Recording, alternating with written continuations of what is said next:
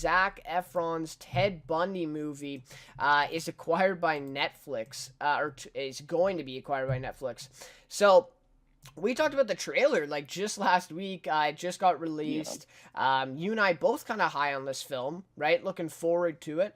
Looking forward to see Zac Efron playing the part of Ted Bundy.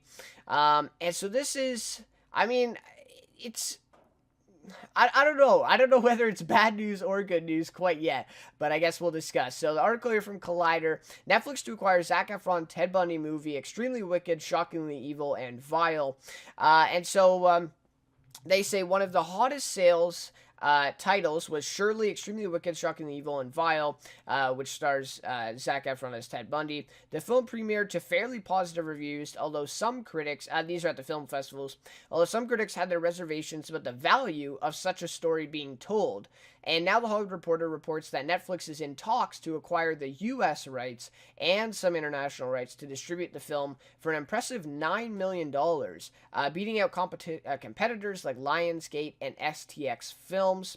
While the number is less than what Amazon paid for crowd pleasers Late Night and Brittany Runs a Marathon at Sundance, it's still a fairly high figure as far as Sundance acquisitions go.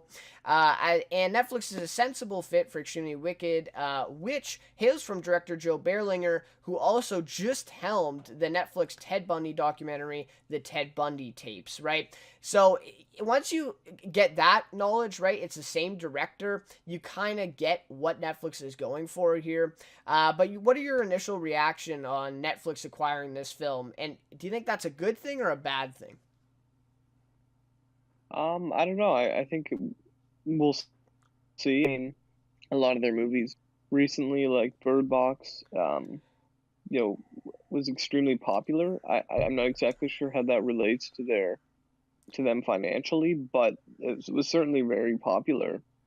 So I think And Roma. this is and Roma, yeah, but I mean that had some a limited theatrical run, but Yeah, yeah. um, yeah, I think I don't think it's really too surprising. I mean they've had some good success with the documentary or the docu series as you mentioned, the Ted Bundy one. So this is same director that you said, Yeah, Joe Berlinger, yep. same director. It's not. I don't think it's too surprising. Um, but yeah, I mean, it wasn't something I was anticipating, but hearing about it doesn't shock me too much. Yeah, I just think it's hard to judge now, right? I mean, we haven't seen the film. I mean, very few have seen the film. Um, so yeah, we'll have to see how it looks. But I guess it's also interesting though that 9 million beat out the other competitors. So that means that STX, Lionsgate, and of course, I mean Universal, Warner. But you want to talk about the big studios? That means they didn't want to take a chance on this movie. And albeit, I mean, it's a pretty small movie. I mean, it's not a huge action blockbuster like an Avengers Endgame, of course. It's a drama, and it's not going to gross a terrible amount, terribly significant amount of money at the box office, but I think that still may speak to how the film actually is. And it sounds like the critics were more critical of the film's kind of topic rather than the actual film itself. Which is going to be interesting too, and maybe that attributes why these bigger studios didn't want to take a chance at it. But I think it's the best decision for them. I mean, if Netflix is going to offer the highest bid, why not, right? And again, with like you said, and like the article says, the same director as this docu series. I mean, docu series, true crime. These true crime documentaries on Netflix have been doing insanely well. It's actually crazy. They can't pump them out fast enough. But anyways, so I think with given that and that whole background, I think it's a great move for the film itself. And it's gonna be interesting. Yeah, and I think also this could have had something, something to do with it. The fact that it was publicly not too well received, the trailer, um, not necessarily on its merit, but more just on, you know, should they be, the way the trailer was put together around the serial killer.